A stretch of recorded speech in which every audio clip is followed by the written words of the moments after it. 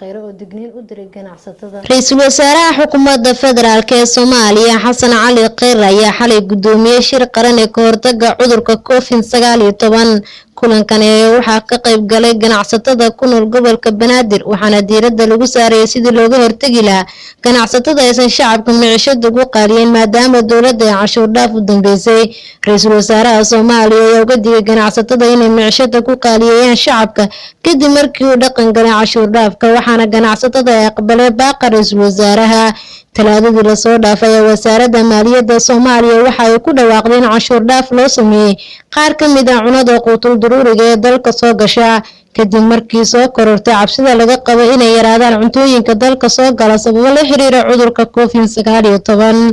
gudahaan intaas ayaan ku soo afmeeraynaa warkaad ka daawaneyseen TV-ga raadiyoodana intuufi xaruntiisa magaalada Beledweyne soo jeedo anigoo ah Maryam Maxamed Cali Maryam maanta inta ku kulmi doona warkan mid dhacayna waxaan kaga tagaynaa salaamu alaykum waraxmatullaahi tacaala wa barakaatuh.